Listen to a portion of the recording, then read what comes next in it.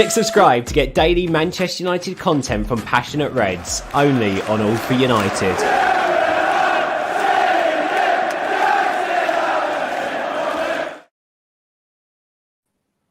And here we have it. Sophie and Dom, it's brilliant to have you guys on. Really appreciate you joining me. But we'll jump straight into it, I suppose. Obviously, before we go ahead, be sure to like and subscribe if you enjoy the video, and be sure to check out these guys on Twitter as well, as you can see in the little boxes. But yeah, well, I'll come to you first, Sophie. What have you made of the season so far? Because obviously Twitter would have you suggest that everyone is very unhappy with the way that United are heading. But what have your impressions been so far? It's been a mixed bag, hasn't it? Firstly, thank you for having me on. I appreciate you guys obviously inviting me on again. But yeah, I think it's been a mixed bag. Obviously, Ronaldo signing and everyone's ecstatic, thinking, oh, we're title contenders now and whatnot. So then obviously recent performances, and the performances I think have been nowhere near good enough. And I think we came to ourselves lucky in the sense that other results have been a bit surprising as well. Hence why we're still joint third. But yeah, a mixed bag. I think that sums it up perfectly, really. Fair enough. Well, I'll come to you then, Dom. Obviously, you joined me for the last one of these that we did after 5 games. There's a lot of positivity, a lot of excitement going into the season, given the transfer window that we just had. Do you feel like that excitement and positivity is still there in any sense, or do you think the last couple of games have sort of sapped it all out? It probably depends who you ask, to be honest. I think that the fan base does seem quite divided at the moment. And you know, you assess what the positions that United are in the league and the Champions League. It's not a disaster by any stretch of the imagination. A couple of points off the top of the league. They've only lost 1 game, and they won 1, lost 1 in the Champions League. I think that loss to Young Boys was very unfortunate, because if the red card doesn't happen, then I think it's a very straightforward win. But the nature of the football, and I think in the last 3 or 4 games, especially. 2 home games against Villa and Everton, and the home game against Villarreal. The football in those games was disappointing to see, and obviously the results have been very up and down as well in those games too. So, yeah, I can understand the disappointment from some fans, but I think this is a very salvageable position that United are in. I don't think it's disaster time yet, by any means. Yeah, I'd certainly agree with you. You look at the position we were in at this stage last season. I think we're 15th in the league, 10 points off the top. So, it's definitely a better situation to be in. But we'll stick with the positives for the minute, Sophie. Obviously, as I said, we're in a better position than we were last year, and Solskjaer has constantly offered us progression. So, do you believe this season is still salvageable, despite the sort of poor performances rather than results? Yeah, I think you'd like to think that United haven't really got out the second gear this season, and that we can hopefully push on. Obviously, this international break now, it hopefully has come at a good time for us, with Rashford coming back soon and whatnot as well. Maybe it's just taking a while for them to click, and I'm just hoping, with the personnel that we've got, I'm hoping that we do find our stride at some point, and then we go on a run of games. And what a time to get a run of games with the games that we've got coming up. I mean, it'd be nice to start that as soon as possible, wouldn't it? But look, like you mentioned earlier, I think something's acceptable there. We're lucky, really, the sense that our performances have been so poor and we're still so high up in the table. But I do think this next run of games now is crucial to our season, really, and where we're going from there. But I think going into it, like I say, we've got the likes of Ronaldo. Varane, I think, has come in and has settled phenomenally well. We've got the personnel there. It's just making that personnel click and play the right way. And I have trust that we will do that. And I have trust that we will go on and run games. But like I say, sooner rather than later, we need that to happen, really. Certainly do. We certainly do. You brought me on to my next point. I was going to ask Dom as well, quite nicely. We'll stick with the positives then, because we'll talk about transfers, because obviously myself and Dom, we spoke about the impact that Ronaldo and Varane and Sancho would have on this United side, obviously having not seen them play yet. But obviously, I'll come to you, Dom, a couple of weeks later, about a month later, and we've all seen them consistently. And I think Varane and Ronaldo personally have settled in very well. What have you made of the impacts of our signings so far? Yeah, I think Varane has probably been the one who has just slotted in without a problem, and you don't worry about him now. You think that's a quality player in a position that was very much needed, coming in alongside Harry Maguire, and hopefully when Maguire gets fit again, then you'll see that partnership flourish. Ronaldo has a lot of baggage attached to it, and maybe we'll get onto this later in the show, but it's not I don't think it's all positive around Ronaldo. Obviously, the homecoming was sensational and attracted all that sort of fanaticism and the massive loving. And he's obviously scored a few goals, but I don't think it's as simple as that. I think that there are potential issues springing up from the Ronaldo signing, potentially for Ole Gunnar Solskjaer, and so we saw it against Everton when Ronaldo was left out of the starting lineup after a Wednesday night game to a Saturday lunchtime game. A 36-year-old striker was left on the bench. If it's anyone else other than Ronaldo, we don't really say that that's an issue, but obviously it is. So yeah, there's issues there to go through with Ronaldo. I'd quite like to get onto a few of them later if you let me, but for now I'll just judge them all sort of on what I've seen so far. Sancho, I think, is sort of flickering into life now with the last couple of appearances that I've seen from him. So transfer wise, it's not too bad. That three really good additions that they made in the summer, and I think all three will have big impacts over the course of the season for sure. I certainly hope so. I certainly do. Well, we'll stick with Ronaldo. We'll focus in on him. We'll start positively on his impact. I'll come to you, Sophie. Obviously, but aside from the goals, they're a massive plus, and he's got us out of some really sticky situations. What other positives has he brought to United that you've seen so far? Just think you already mentioned how he lifted the crowd and everyone when he came in. Obviously, really lifted the mood. The homecoming was fantastic. He's obviously that winner. He's a leader as well. We've been questioning the mentality at United for a long time, and I think especially with Varane and Ronaldo coming in, I do think that strengthens in terms of leadership on the pitch and in the dressing room as well. I agree with you. Him coming in, obviously a big ego, someone who's got to try and keep happy, brings a lot with him. But at the same time, I think he's almost like a cheat code Ronaldo. Like he can just produce at the maddest times, kind of. Even when he's not playing so well, he's still got goals. And I think already this season, if you look at our season without Ronaldo's goals, and I think we'd be in a lot more trouble than we are. So he's already made a great impact. And I'm just hoping that the other players can kind of rise and join him really in that leadership and in that winning mentality. Because it's something that we've lacked, I think, now for a while. You'd certainly hope so, yeah. Hopefully, it's that sort of missing cog that we needed. Well, Dom, you said you wanted to talk about the potentially negative impacts of Ronaldo, so we'll balance this argument out. I'll give you the floor to sort of explain what you meant by that. Yeah, obviously it's not a popular thing to say among United fans to criticise Ronaldo, and it's not really a criticism of him. It's more, when Cavani came on against Villarreal, I was taken aback by what he was offering, by the pressing that he was doing, the work rate that he was getting through. And we saw this last season when Cavani was at his absolute peak for United. You think about that game away at Spurs last season, winning 3-1, turning it around after having that disallowed goal. Cavani was absolutely sensational. And it's a performance that Ronaldo probably doesn't produce. Ronaldo gets in positions, he finishes things off, he drags people to sort of to a higher level by his personality and by his sort of his work ethic. And Cavani has that, but he sort of shows it more on the pitch. I think Solskjaer has to figure a way out of playing potentially with them both on the pitch at the same time, but that doesn't appear simple. Nobody plays 4-4-2 anymore. You can't really play with two out-and-out number 9s, which they both are. So it's interesting. Ronaldo can't really play on the left anymore. He's really got to play down the middle.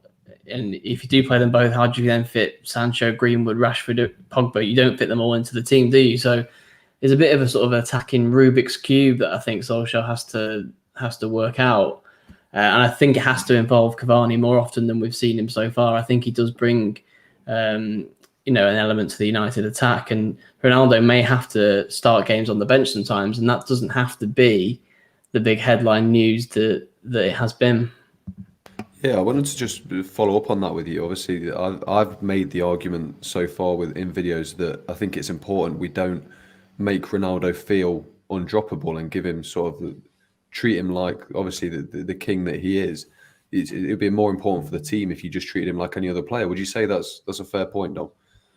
That's exactly what I'm getting at. Yeah, I think Ronaldo is just as good coming off the bench for the last half an hour when you need a goal than he is starting a game. And it may be one where Solskjaer has to balance it out and do it more away from home when there's not a expectant 70-odd thousand who've all basically paid to go and see Ronaldo, because that is the case at the moment with games at Old Trafford. People are coming just to see Ronaldo. So do it away from home, maybe start Cavani when you need to press teams and you're a little bit more defensively set up perhaps. it was said, wasn't it, in the young boys game where Ronaldo came off, why did he come off then? But it was the best time to take him off because United were down to 10 men and Ronaldo wasn't really running about and pressing people. So he brought on Lingard. Actually made perfect sense. It didn't quite work out. United weren't good at all in that second half anyway. But there are going to be those situations when Solskjaer's going to have to be brave and he's going to have to, like you say, not kowtow to Ronaldo's sort of personality and the sort of cult of personality around him.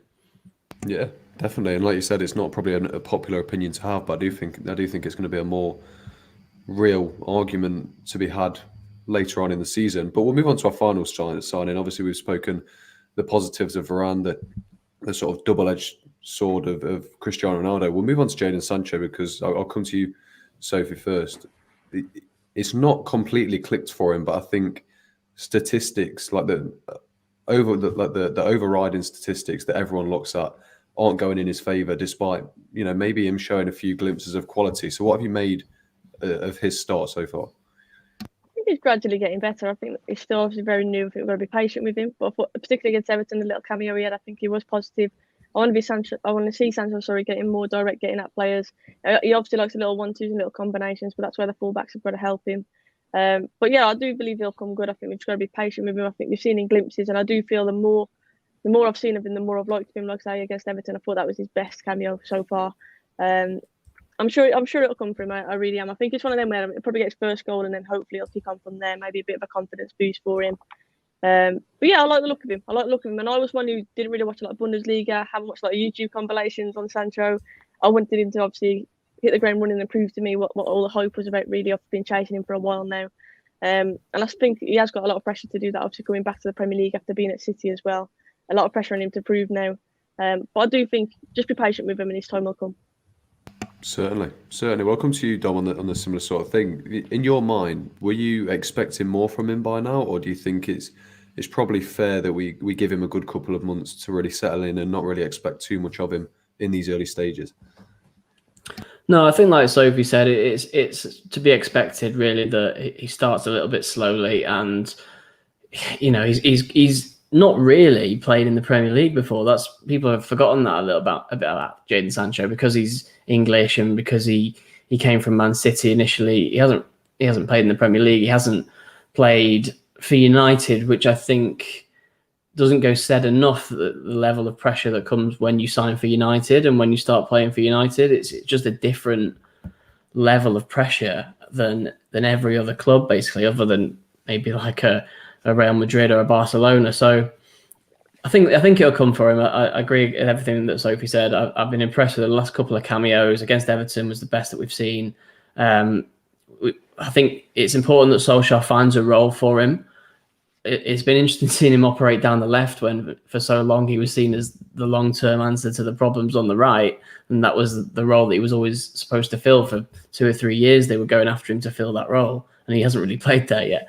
So that's another one for Solskjaer to figure out in that attacking sense. And with that dilemma I was talking about before, it also speaks to Mason Greenwood's form, obviously, which has been good in the season so far. He will come good. That comment there says Sancho will come good after the international break. Rashford on the left, yeah, that's important. If you maybe see a bit of Rashford, Ronaldo, Sancho as the front three with Cavani playing a role, like I said before, that might be the way forward.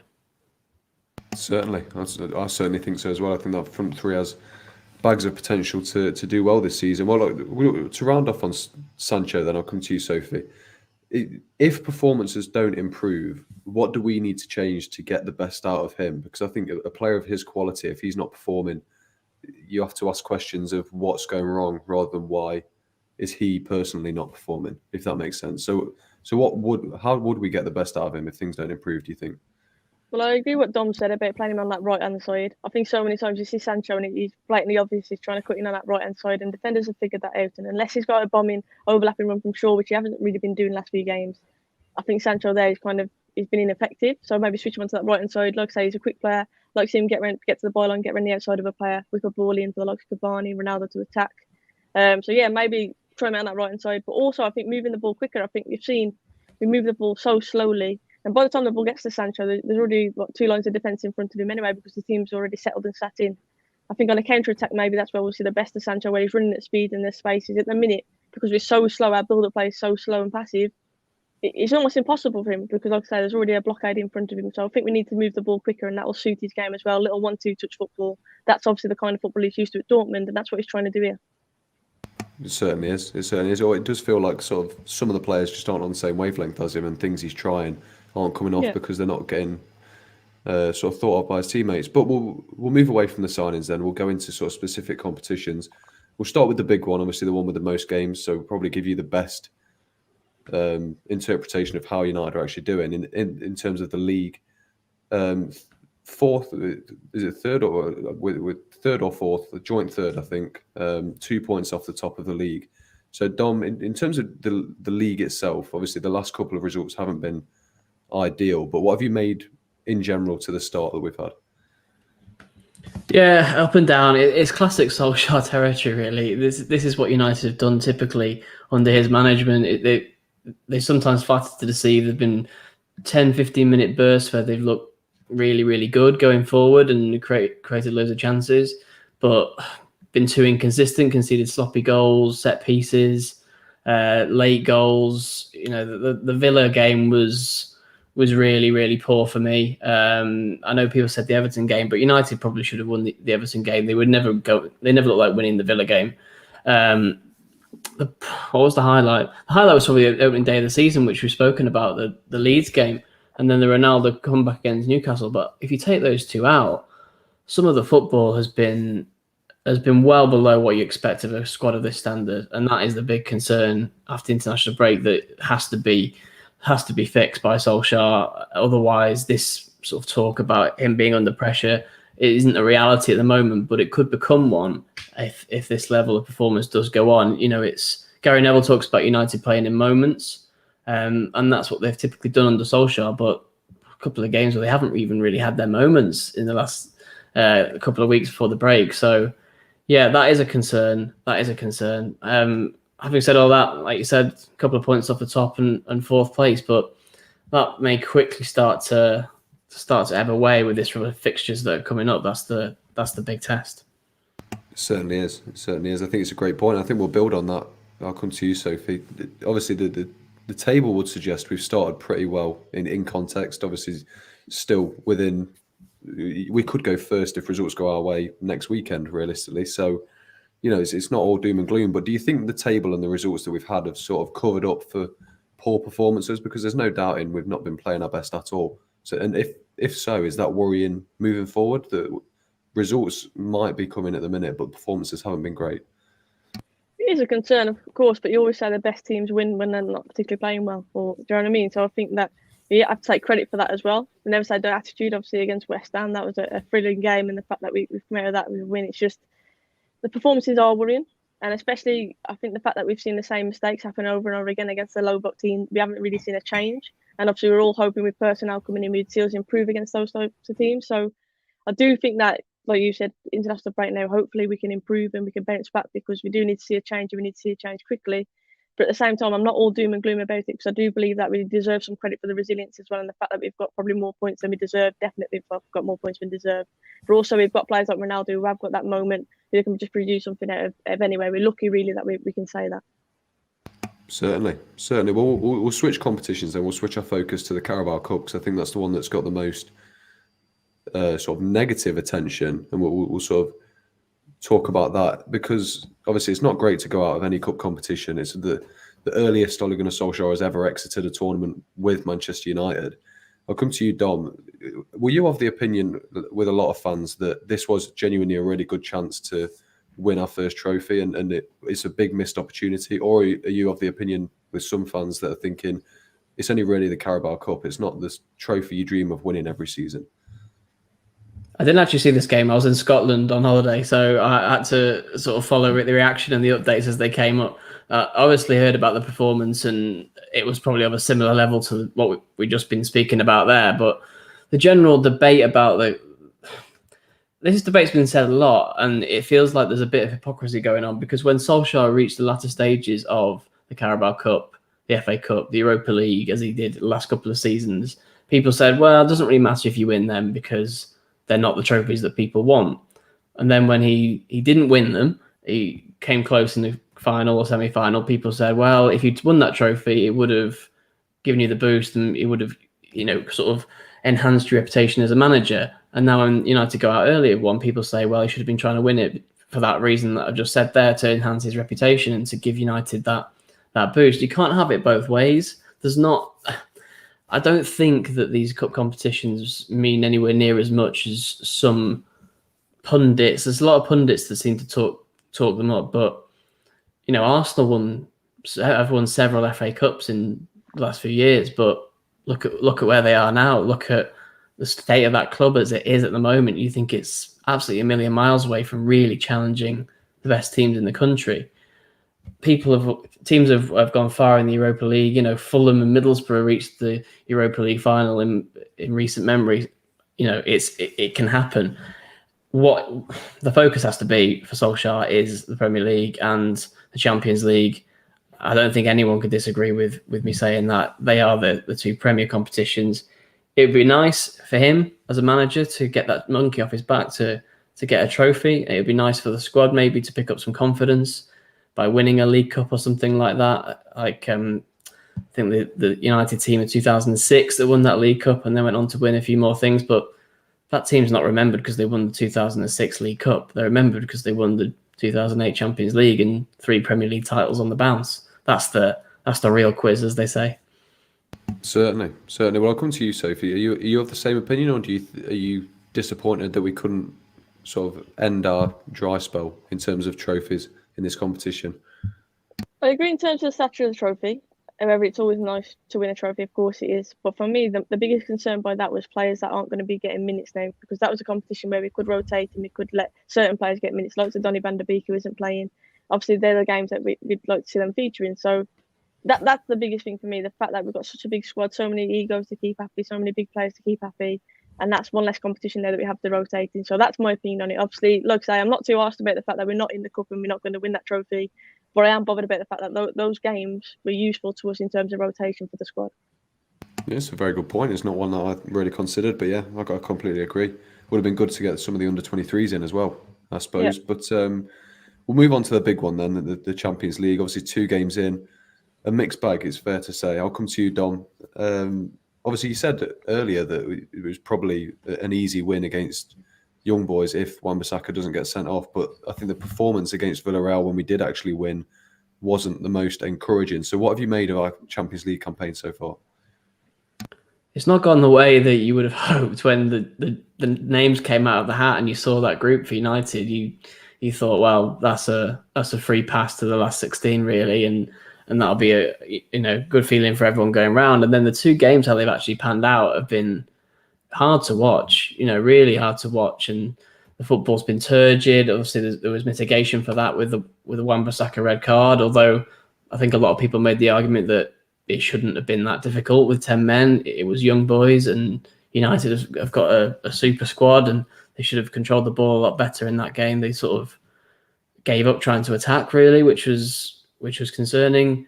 Villarreal, De Gea really won the game with some great saves, and then obviously Ronaldo popped up as he's wont to do. So yeah, it's 180 minutes of quite difficult to watch football in the Champions League. You'd hope it would get better from this point onwards. Solskjaer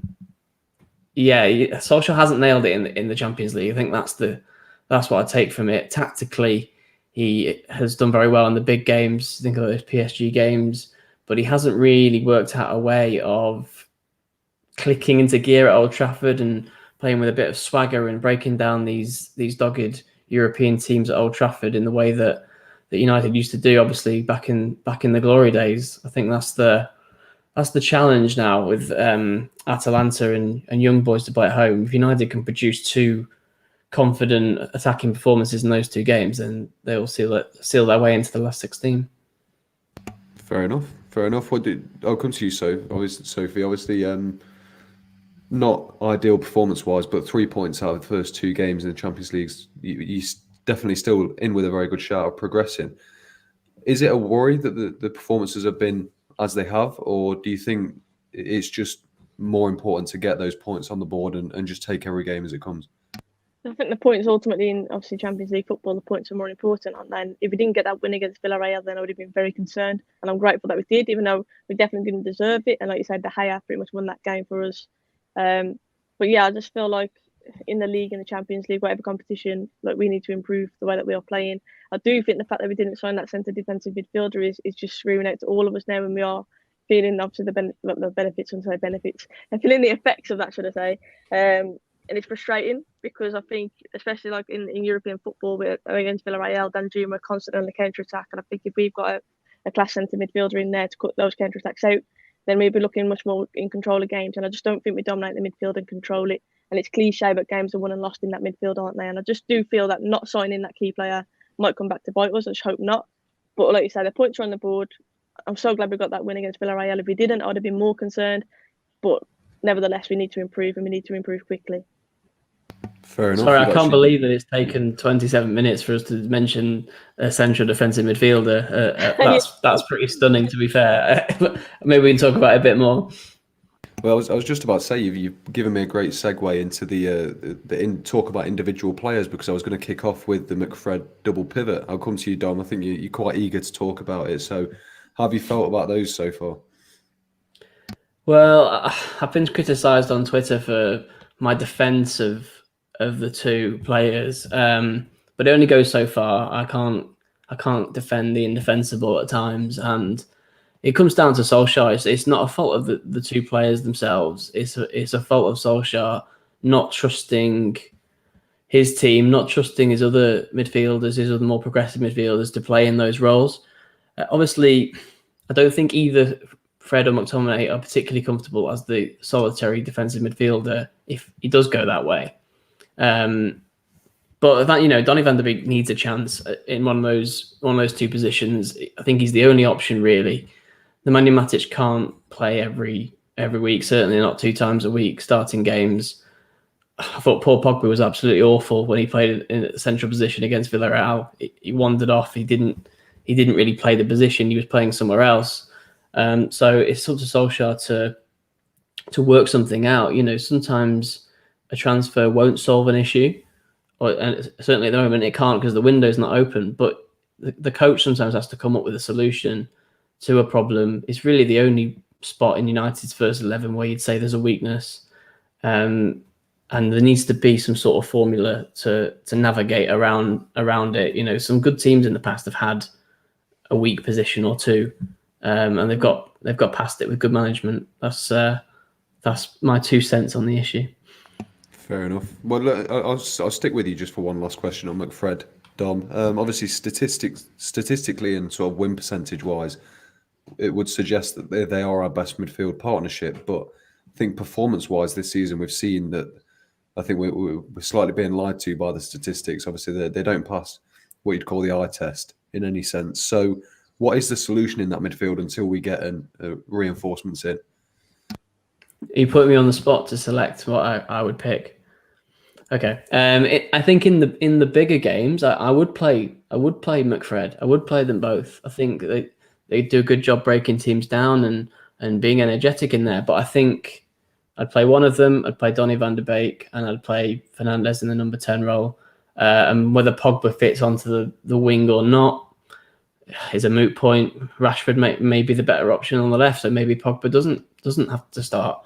That's what I think. I personally think that people may disagree, but I personally think that Fred is a better defensive midfielder than McTominay. I think McTominay is a box-to-box player. I don't think he's a defensive midfielder at all. So if you push me, I'd say Fred, Van de Beek, and Fernandes. Fair enough. Well, I'll come to you on the issue, Sophie. Obviously, we've seen it's been the root of a lot of problems so far this season. That midfield, obviously, we saw against Everton, Fred sort of inexplicably got barged out of the way by Demarai Gray for the start of their goal. But I'll ask you this question then. In hindsight, obviously, everyone's been crying out for a holding midfielder. Looking in hindsight, would you have rather signed that holding midfielder than Jadon Sancho? Because we've seen the wealth of attacking talent we now have, especially with the addition of Cristiano Ronaldo. So do you think perhaps our priorities we're in the wrong order this summer? I don't know if it's priorities or whether it's just a lack of personnel out there who are available to come to United. Obviously, Declan Rice was one, but the price that was talked about for him was absolutely ridiculous. And I think it's about signing the right player. I understand to one extent why we didn't, if the right player wasn't available to us. But obviously, at the same time, I think we all knew that was a position we were crying out for. Varane obviously coming in, definitely, but that CDM should have been the next on the list, in my opinion. So it's just frustrating. And I think you mentioned earlier about Fred. I've had a Fred ache so many times from watching him, honestly. On the ball for me, breaking the play up, obviously in his tenacity in there is unmatched. So I don't think I've seen a player like him. He's like a wasp, you can't shake him off. But when he gets the ball, just the quality on it. I think when you're trying to spring attacks and his passing is just dreadful, isn't it? And I think that's the issue for me. I think defensively, like you mentioned in the big games, I do think they are quite secure. They do work well together in front of that back four. But when you want to spring attacks and you want to play dominant football, or you have a lot of possession against the low block teams, that's when we really suffer, because you don't have that creativity and the quality coming from midfield. And I think that's why when Matic comes on, I think Matic does improve us, because he's a much better football player, but he's not getting any younger. And I think that's it, isn't it? We need to find that kind of replacement who's quality on the ball. And that's why I would love to see Donny van der Beek given it one of those positions, because I do think he'll bring that quality. He's always looking to pass forwards. And hopefully we can get a bit of control in that midfield, because with them two on the ball, I just don't think we're good enough. Simply don't think we're good enough on the ball. I just wanted to stick with you on Matic there, Sophie. I saw something on social media today which made a very good point, that Fernandinho, well, not necessarily this season, but Fernandinho and Busquets, both older than Matic, and they still, certainly last season, played massive roles for their team and were sort of in the team and very important players. Would you want to see more of Nemanja Matic? Because I've been impressed with him on a number of occasions this season. Or do you think genuinely he's just aged quicker than maybe he should have done, and he's genuinely not capable of playing as much as we'd want him to? No, I want to see more of him in there. I want to see more of him, and I accept that you'll have to rotate, especially 2 games a week. You probably can't play both games. But especially in the Premier League, I'd definitely be starting Matic. He's well experienced in the league. He reads the game really, really well. And he's just disciplined. I think when you mentioned McTominay, he's more of a box-to-box. Fred's a bit of a headless chicken at times. Matic knows his position. He sits in front of that back four, and when he does get the ball, he has got an eye for a pass between the lines. He just gives us a bit of quality in there. So I would definitely play Matic as much as I can.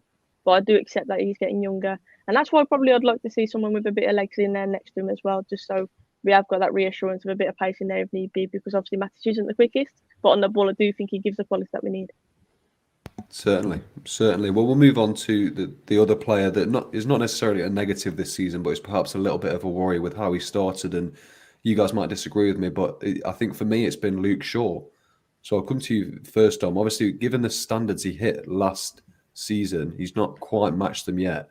Do you think we're seeing a bit of a hangover from the Euros here? Yes, I do, yeah. I think him and Harry Maguire both had a hangover from the Euros. They were absolutely exceptional for England. I thought they linked up really well. They made England a much better team than they had been without certainly without Shaw in the past few years. And Maguire obviously then struck up that partnership with Stones. But I think it's probably inevitable that Shaw is going to drop off from where he was at. The levels that he was hitting last season were absolutely sky high, and I don't think Tellez has really brought the competition anymore. That was said last year, wasn't it? That the signing of Tellez drove Shaw to higher standards, and it was seen as a bit of an inspired signing, not because Tellez ever played, but because of how much better Shaw was playing. This season, Tellez had a couple of poor games, really. I know he scored that goal against Villarreal, but I don't think he's looked particularly good when he's been given the chance. So Shaw probably feels like he's easily the first choice now. And there's a similar problem on the other side with Wan-Bissaka. Both of them need a stronger competitor, in my opinion, to hit the heights that they can definitely hit. We saw at times last season, both are absolutely superb on their day. Shaw was a 7 or 8 out of 10 the whole of last season, wasn't he? So I don't think it's a massive concern for Solskjaer, because I think he does trust Shaw. But it would be nice to see Tellez play a little bit more regularly, just to keep Shaw on his toes. Fair enough. Would you agree with that, Sophie? Yeah, definitely. And I think Luke Shaw, he's obviously getting to grips with the fact he's got a new player in Sancho in front of him as well, and it might take a while to build that relationship. But look, last season was quality from Luke Shaw. The Euros was fantastic as well, and it probably is a bit of a hangover from it. Hopefully, like you said, doesn't drop too much, because we all know he's a confidence player. But the form, I mean, I've said it last season and a lot of people laughed at me, but for me, he was the best left back in the world, particularly at the end and in the Euros. I couldn't think of a better left back than him. So hopefully he can hit that form again. But I do think it's one of them where it's a bit of a hangover, but also he's probably trying to readjust and get used to Sancho's game as well. Fair enough. Well, just to follow up on that then, Sophie, just quickly. There's been a debate on this channel, obviously following Alex Tellez's goal that he scored the other week, about a week ago now, isn't it? Is there an argument to be had that while his confidence is obviously high from that goal, is it worth giving him a run of games, especially while Luke Shaw clearly isn't fully fit, just to, a bit like Ronaldo, just to make Luke Shaw realise he isn't completely undroppable and perhaps maybe spark a bit of life into him again? I think Luke Shaw's still the best left back at the club that we've got. Even though Luke Shaw isn't in the best of form, he's still a lot better than Tellez is, from what I've seen. Maybe he does need a run of games, but I don't know if he's earned the right to do that, because when I have seen Tellez playing, yeah, he scored a worldie of a goal the other day, don't get me wrong, but I thought his general performance was pretty poor, if I'm honest. And I'm just not fully sold on him yet, and I hope he can prove me wrong. But right now, even in the form Luke Shaw's in, I still think he's a better choice for us at left back. Fair enough. We'll move on to the positives. Players who have played particularly well individually this season. I'll come to you first, Dom. I think Mason Greenwood absolutely lit the stage the first couple of games before Ronaldo's arrival. Obviously, numbers-wise, he's not met that same standard the last couple of games, but I think performance-wise, he's not been bad either. With the return of Rashford, and obviously you'd expect Sancho to get more games moving into the season, what role do you actually expect Mason Greenwood to play this season? Because I think at the start, he made himself almost undroppable, didn't he?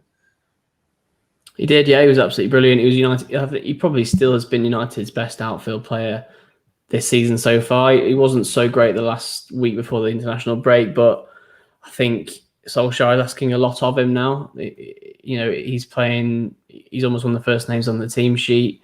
He was deservedly one of the first names on the team sheet, but as you say, I think with Rashford coming back, with Cavani in the mix, Ronaldo and Sancho, it is going to be difficult for Mason Greenwood. And the honest answer to your question, what role is he going to play, is I don't know.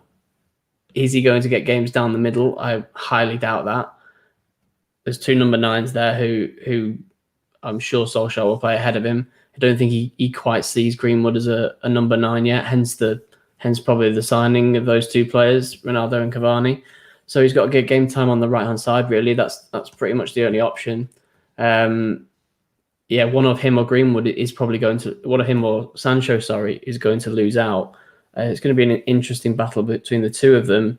On form, yeah, Greenwood has that shirt for now for me, and it's up to Jadon Sancho to make the most of every cameo, every substitute appearance, probably play more in the Champions League perhaps, and Greenwood play more in the league. It's up to him to take those chances and displace Greenwood. Fair enough. It's going to be interesting seeing how that dynamic works moving forward. But I'll come to you, Sophie. We'll stick with Mason Greenwood. It's easy to forget that he only turned 20 a couple of days ago. How impressed have you been with his performances this season? I'm really impressed. And to be honest, I've seen a lot of United fans moaning, saying he's selfish and whatnot, and he's been a bit frustrating. To one extent, I see it. He's always obviously trying to get a shot away, but you're not going to take that away from Mason Greenwood. He's obviously hungry to score goals. I'm not going to criticise him for that. I think on many occasions we look a bit flat, and he's the one who's trying to make something happen. He might have a pop from outside the box, or he'll try and beat a man. It's been often Mason Greenwood is the main standout point going forwards. Even with Ronaldo in the lineup, I think he's been our bright spark. And like I say, he's just so clinical in front of goal, isn't he, as well? When he does get a chance, 9 times out of 10, he slots it away. And for someone who's just turned 20, I just think he's an incredible talent, and he just seems to be getting better and better. And I know he's being forced out wide, but even being forced out wide, I do like the fact that he's always trying to cut in and get a shot away on his left. I just think he's a really exciting player to watch, and I think amongst all the signings and everything that's happened, I do think Mason Greenwood has started this season really, really well. Recent games might not show that statistically, but like I say, I think when it's been flat, he has more than often been the bright spark for us. Certainly, you just have to look at his cameo off the bench against West Ham and the impacts that had on the whole team to understand just how good he's been this year. But we'll talk about another positive individually this season. I think you alluded to it earlier, Dom, when you said that Greenwood's been our best outfield player, because I think our best player this season has been David De Gea. How good has his sort of mini renaissance been? I'll come to you first, Dom. Outstanding, and to be honest, completely unexpected for me. I'd written him off after that Europa League penalty shootout. I just thought there was no way back for him. It was It was the most abject performance you could possibly imagine for a goalkeeper in a penalty shootout to not save 11 penalties on the bounce and then go and miss one when you have to take it. And I just looked at him, I looked at his confidence, his body language looked really, really down, as it obviously would do after a final defeat. He didn't feature for Spain at the Euros, and I just thought, I think he's done. I think Dean Henderson is obviously the coming man in goal. Solskjaer appeared to have shifted that dynamic a bit last season with Henderson coming in for the league games. And it just looked, with Tom Heaton coming in as well, that De Gea's days were numbered. But it's funny what happens, a bout of illness for Henderson obviously did when handing that opportunity to De Gea, and hasn't been talked about really, that how it might have mapped out if that hadn't happened. If Henderson had been well and fit and had started the season, I think he would have started the season as the Premier League goalkeeper. What happened, and De Gea is absolute credit to him. He's a model professional. Everyone who talks about him says that. He's obviously got a massive affinity towards United after all these years, and this is peak De Gea almost. We're back to those 2017-18 levels of De Gea. It's refreshing to see, but also it's a little bit worrying that United's best player this season has been the goalkeeper, and that he's had to be caught into action so many times that evokes memories of those Van Gaal and Mourinho years, which probably give a few United fans shudders. But great for him. Great credit to him for turning it around. And the issue is now with Henderson. That's the funny thing about it, is that you don't know where he now stands and what his future holds. But credit to De Gea.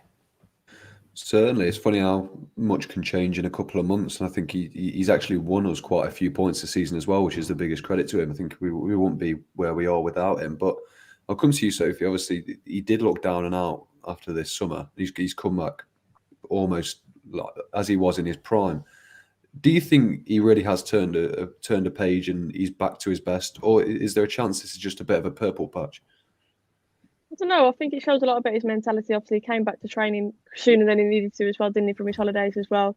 And it shows that resilience. Obviously, he didn't play in the Euros, and I think that he's obviously come back with the mentality that I want to come and prove myself again. Probably knows that he wasn't hitting heights that he has been. And the fact that he's come back and worked extra hard, I think he deserves a lot of credit, especially after obviously what happened to him in the Europa League final as well. I just think, it shows that winning mentality. He's said on many occasions he's a leader at the back, and I think that does show that he has got a bit of resilience and that, just that desire to get back out there. And I think that's really important. I think if he did get dropped for Henderson at the start of the season, then that may have been that would have been it for De Gea. But the fact that he started this season and started so well as well, I hope that hopefully, he's back to his best. And I think, like you've mentioned, he's saved us so many points this season already. And as a defence, knowing that you've got him behind you as well, it should give you that bit of extra confidence, shouldn't it? So, credit to De Gea. And I think he has been our best player this season for sure. So he even saved the penalty, James. He saved the penalty. Yeah. That's the level of his confidence and his improvement. Yeah, just a nice character arc for him. But just to finish off on the point, I'll come to you, Sophie. Has he nailed down that number one spot now, or is there still a debate to be had once Dean Henderson is obviously back and fully fit? If he keeps his form up, for me, he's undroppable at the minute. Obviously, you're rotating for certain competitions, I imagine. But, he's number one right now. Unless he reverts and touch wood, obviously that doesn't happen. But in the current form he's in right now, he fully deserves that number one. Fair enough. I can't help but agree with you. But listen, we've not got too long left, so we'll just quickly look ahead. I imagine we'll do another one of these videos in the next international break. So we'll look ahead to that point. Obviously, we've spoken about the performances not quite being there. I'll come to you first, Dom. Is it a case looking forward of we just need to wait for this team to click, or is there something fundamentally wrong with the tactics or the personnel, or something that you think needs to be changed sooner rather than later? I don't think United can afford to just wait for it to click with the calibre of opposition that they've got down the line. I think I watched that game between Man City and Liverpool on the Sunday before the international break, and it frightened me, to be honest with you. The levels that they were hitting, the quality that they were producing, I thought United would be losing 3 or 4-0 against that level of performance. And I don't like to say that. I try and be optimistic, but there does need to be something that happens behind the scenes, something tactically that changes to get the best out of this group of players. Everyone knows the quality that they've got. That's under no doubt, I think, now. And it's on Solskjaer and the coaching staff to to come up with a formula that will work. Probably ironically, he will go back to his tried and trusted formula of nice and compact, Fred and McTominay, fast counter-attack, and that may actually work against City, Liverpool, Leicester, Spurs, who United have all got coming up. It might be the period after that where United have to break down those low blocks again. That asks the true question of Solskjaer and whether he has something up his sleeve, an innovation or a midfield change or something like that. It would be classic Solskjaer to produce a good run of results now against these kind of opponents. And to be honest, I see it happening. I do think United will get some good results after the international break. History would tell us so, certainly. I'll build on that then with you, Sophie. Can you pinpoint one thing specifically that does need changing, or is it just sort of something we've got to leave to Solskjaer to try and figure out? Because I can't tell if there's something obviously wrong that is fixable. So we can't change the midfield right now because there's no transfer window. But of what is actually amendable, is there anything you pinpoint that urgently needs to change? I think just having a plan B. I think too many times we stick with McFred in games where we don't need to have McFred in there. And then obviously you sacrifice that creativity. So I think that for certain games, that'll be an acceptable midfield. But I also think against the lesser teams, and I'm not being disrespectful, but against the low block teams, maybe Ollie needs to try something different. Try Donny van der Beek in there. We've got the squad to do it. Jesse Lingard, obviously, has come off the bench, scored a few goals, got an assist from Ronaldo as well. Try Jesse Lingard. I'm not against that at all. I just think we need to try something different, especially in those games where it's low blocks. Whatever we're doing at the minute isn't working. So let's try and mix it up a little bit because we've got the personnel who are good enough to do it. We don't need to be so defensive all the time. Certainly. Well, just to round off the show, then I'll ask you both for sort of where you expect us to be as a team by the next international break. Because obviously right now we're in a good place in the league, but I think we've got a number of the big six to play in between now and then. So I'll come to you first, Tom. Realistically, where do you expect us to be? Because you said history would tell us that we'll probably go on a pretty good winning run in these games. Yeah, I think probably in the position that they're in at the moment. To be honest with you, I don't see a huge changing of the guard. I think that the other teams will play well. I think that there's so much quality in Liverpool, City, and Chelsea that I don't see any of them dropping off. United will be doing well to keep pace with them, and I think that's probably what will happen with some of the pressure maybe coming off Solskjaer over the next few weeks. That's what I hope happens. I want to see him come up with a solution. I want to see United play with a bit more of a spring in their step, with a bit more swagger and a true style of play, which has been one of the criticisms this season, that they don't have a defined style, that they don't look coherent in their tactics. So I think there'll be some sort of improvement made over the international break. That's all I'll say, and that the results will pick up a little bit. Longer term is a different question and probably one that can be answered down the line. But yeah, that's a bit of a sitting on the fence answer. Apologies for that. But yeah, they'll probably be third or fourth. But just purely for the sitting on the fence aspect of it, then I'll ask you a little follow up. We'll focus specifically on Champions League because they've got to play Atalanta twice, which are they've been an unbelievable team the last couple of seasons, but I don't think they've started this season quite as they'd like. So, are we expecting 2 wins there? And as sort of a follow up, how important would 2 wins be to United's season? I don't think United will win both games against Atalanta. I'd say that with confidence that I don't think they will, especially away from home. I don't think they'll win. I do think Atalanta are a good side, so I think 4 points from those 2 games would be a success and would be enough to probably carry United through to the last 16. Again, I just like to see Solskjaer work out a better method of playing in the Champions League, one that looks like is going to cause these teams trouble and create lots of chances and get the best out of all the players that they have. Ronaldo has to be given the opportunity to score a hatful of goals in the Champions League because that's what he does. That's what he's done for decades now, almost. So, yeah, that's the thing. But 6 points is very optimistic from those 2 games for me. Fair enough. Well, in a more general sense, then I'll come to you, Sophie. By the time we reach the next international break, in all competitions, where are you expecting United to be? I think I agree. 3rd or 4th. I don't think we'll change too much. I think with the run of fixtures we've got, I think we'll hopefully get some good results. But obviously, there's a lot of fixtures to get through as well, so we will have to rotate in some of those games as well.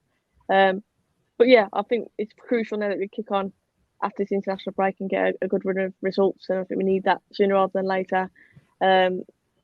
Yeah, I think third or fourth, I think teams around us obviously have strengthened as well, and I think they'll pick up points. And it's about, like you said, it's about that we stick with them and we don't fall too far behind right now. And then after that, against, like I keep saying it, but against the low block teams, that's now really where we need to prove ourselves. Because I think against the better teams, I'm not too concerned about that, because I think against the better teams, Ollie has proved tactically that McFred actually can work in those games, and actually we do kind of step up in those games. But it's against the teams where we need that creativity, we need to move the ball quickly, that we tend to struggle in. So hopefully we can see an improvement in those type of fixtures. Certainly. Well, I hope next time that there's one of these videos on the channel, I hope that, generally speaking, there's a more upbeat feel about the club. I certainly do. But who knows? We'll keep our fingers crossed. But that does bring us to an end. I've really enjoyed it. I hope you two have. A massive thank you for joining me. It's been a brilliant episode. So yeah, thanks very much for having us on. No worries. As I said, check these guys. I can only assume that you already do, because they're both almost famous at this point. But check them out on Twitter if you haven't. Two very, very good accounts, United based. Thank you to everyone who tuned in. As always, massive thank you. You've been brilliant with the comments, adding to our discussion. So you've made it a really enjoyable episode as well. Stay tuned. We should have another video coming for you tomorrow. So stick around for that. Like and subscribe if you enjoyed this video. But until then, we'll see you next time.